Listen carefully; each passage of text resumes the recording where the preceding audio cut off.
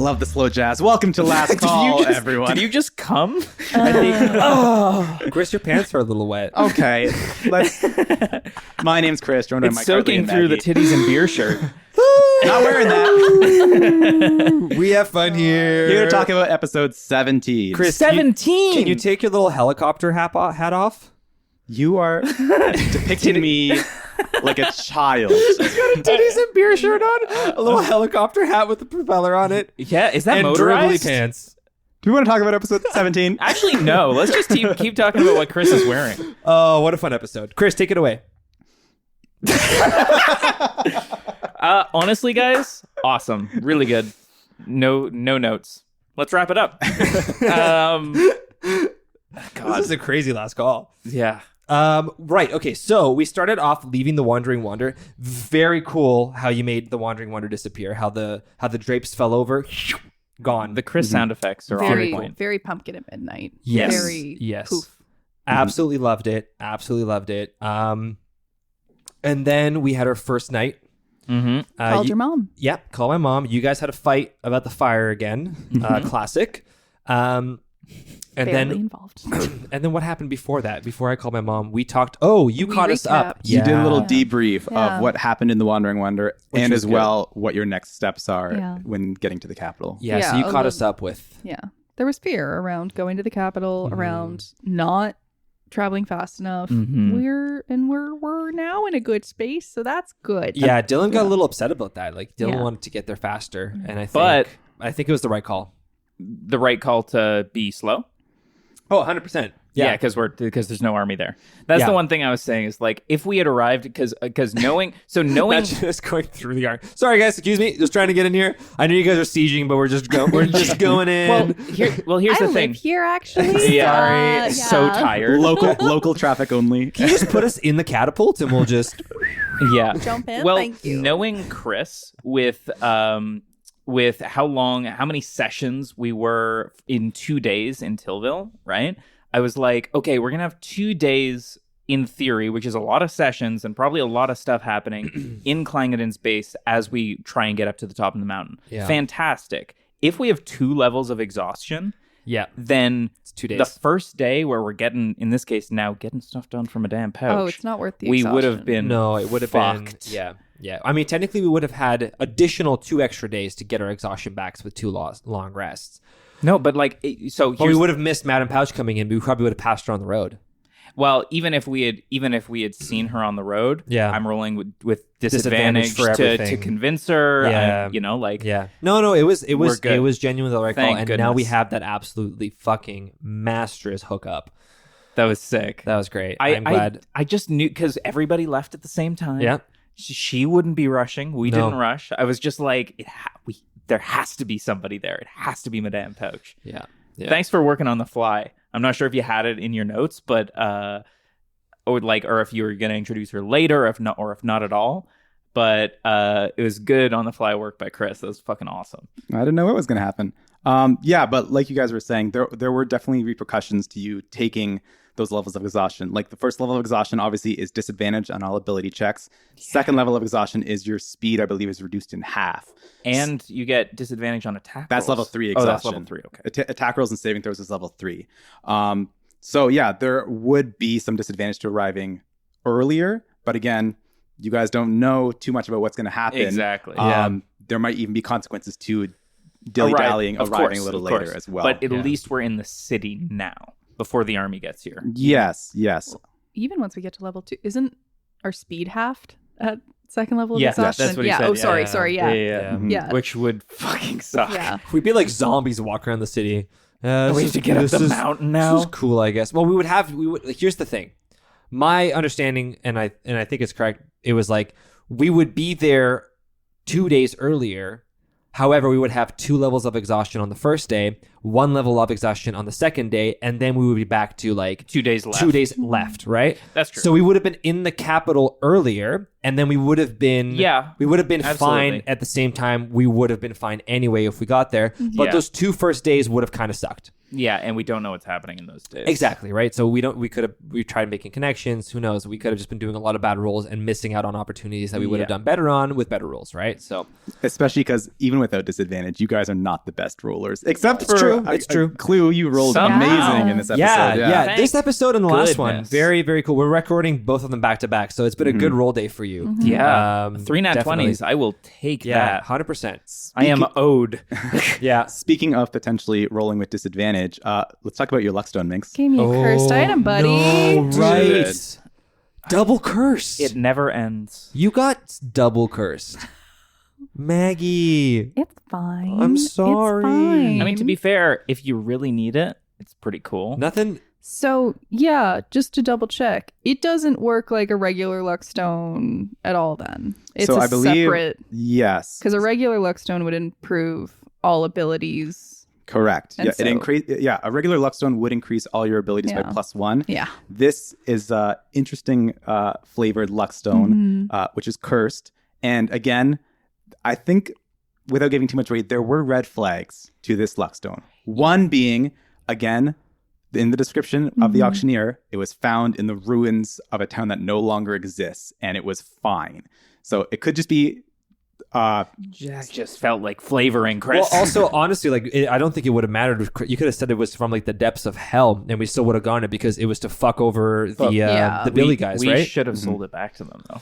That would have been fucking hilarious. Wait, so what maybe is- they wanted it That's the because thing. I it was still cursed. don't know. So one more time, what are the specifics of the stone now? What? so Minx is now attuned to it. Okay. So once per long rest, she can use the Luckstone on any roll that she wants. So ability check, attack roll, or saving throw, and she will get advantage on it. Okay. The problem is once she uses that Luckstone for that advantage, the next 2 rolls that she does, whether it's attack roll, With ability, disadvantage. with disadvantage, no matter what. So giving her the help action, like any abilities that she has, those will just be superseded by this disadvantaged Luckstone. That's a tricky. It's really not worth using for me, like in that case, because it's yeah. like, then I'm so fucked. Can I'm you double fucked. unattune from it? I guess you don't really know that it's cursed. So far, it just is giving me bad vibes. Right. Okay. So if you were to Yeah. roll high enough insight, Chris, would you then be like, this is like Minx figures out that this is actually. I think Minx already might suspect that there is something off about it because when you attune to something, you when you kind of attune to understand the something, full you know it's- capabilities. Yo. And when Minx woke up, she did have that dreaded feeling that like she associates now with this stone. So she knows. Oh, but you have to But attune to curses it. are a bit. Yeah. I was funky. thinking like it'd be sick if we could like put it in people's pockets for the day, and then like whatever rolls for Yeah. fighting them or something, whatever Yeah. rolls they do, they can have disadvantage on it, but they have to attune to You it need for to the attune. night. So. Yeah, it is something you have to attune. And Damn. I remember in one of the last calls that we were doing, Hartley, you were looking up like Luckstones to see like what you might have purchased, and you're like, oh, if this is a Luckstone of like good fortune, like Yeah. we got a bargain because that's like worth way more money. And Like this in is Yeah. like D&D. absolutely not.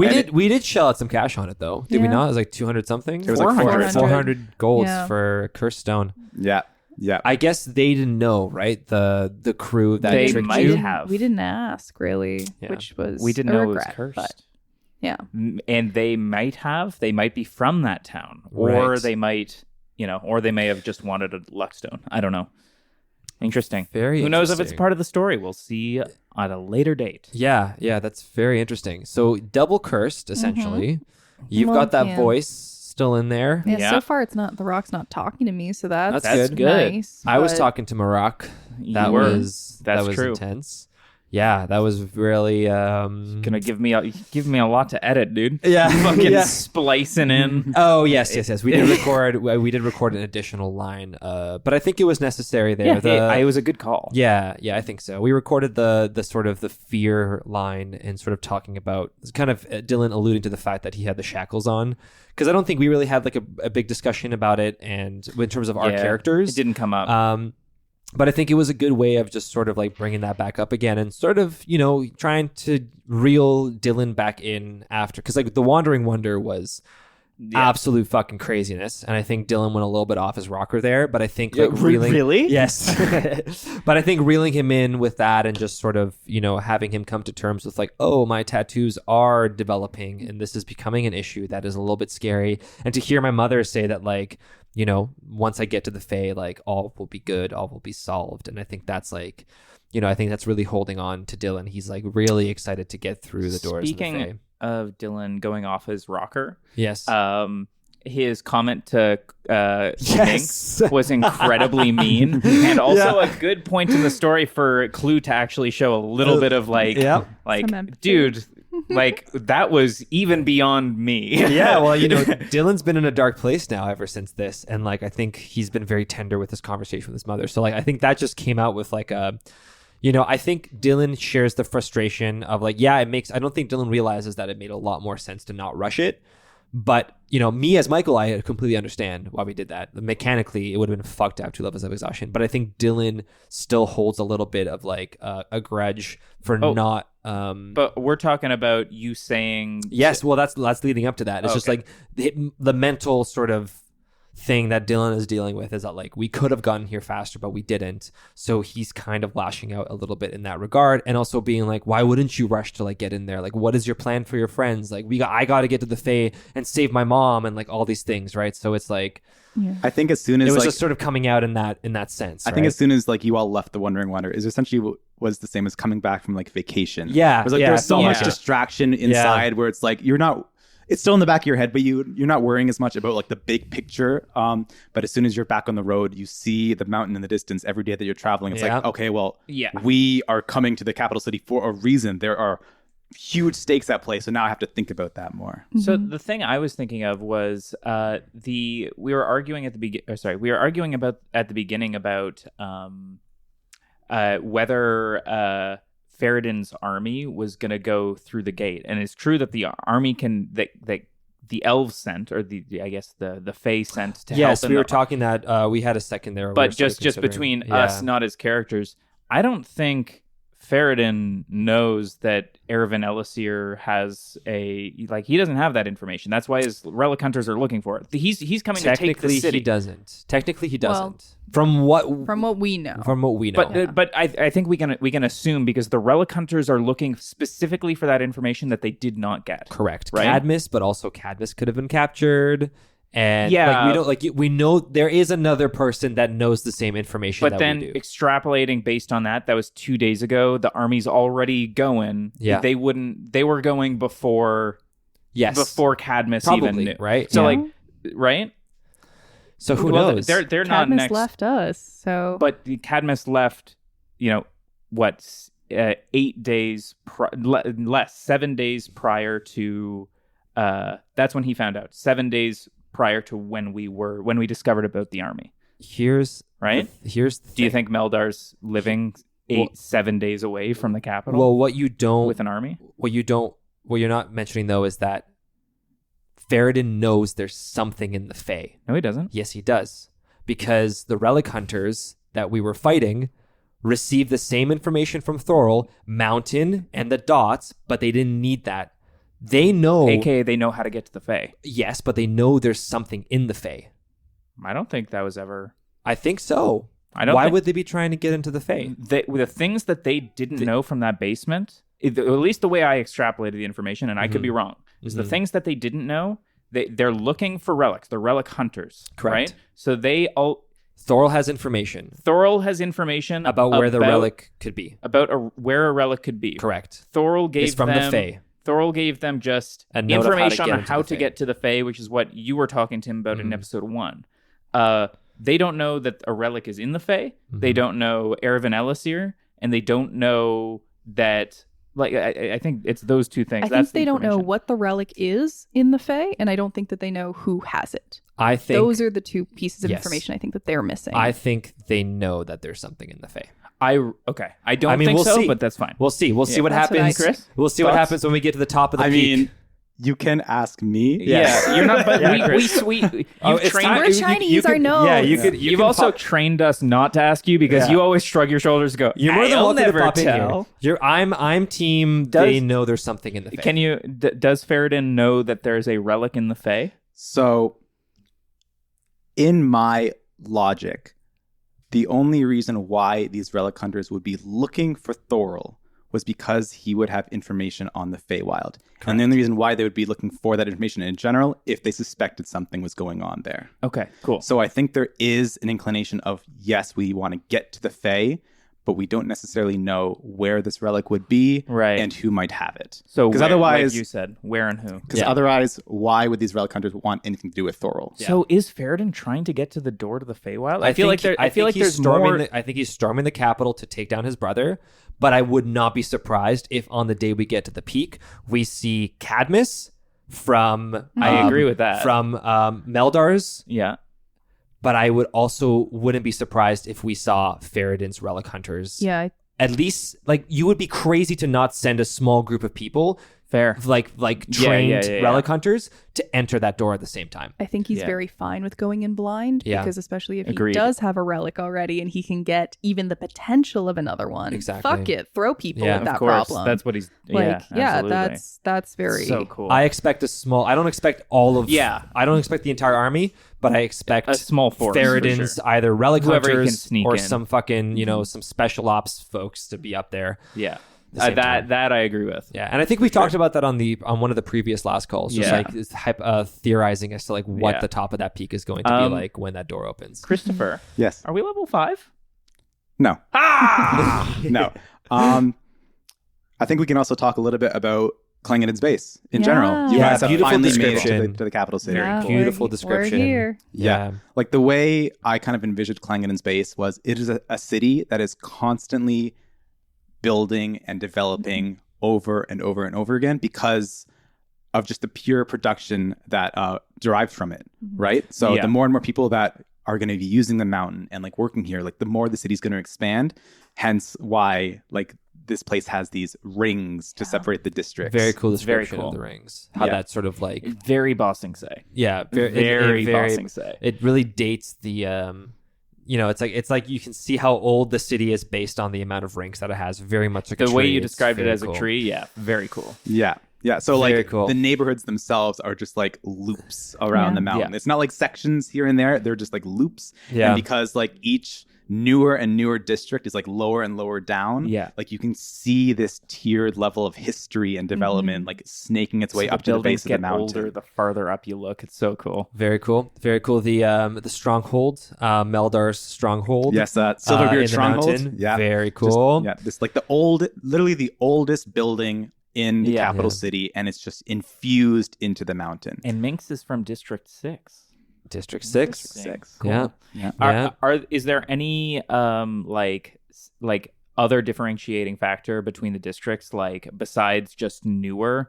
Are like some more Of course. for yes, some are more for like building, some are more for like there's specialties. Of course. Of course. Very It's cool. Chris. Of course. And in terms of next steps for us, I think we're gonna get to Merrick and try to drop off that cart, but then it's like I have to do that. yes, yeah. and then I gotta do it. I mean, it seems like Madame Pouch is our best way to sort of like get ourselves ingrained into the city as Which fast is as cool. possible. Yeah.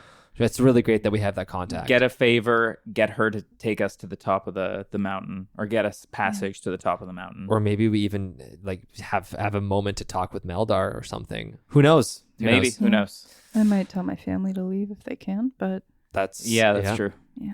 That's yeah. true. Sorry, I made you think about that, Dylan.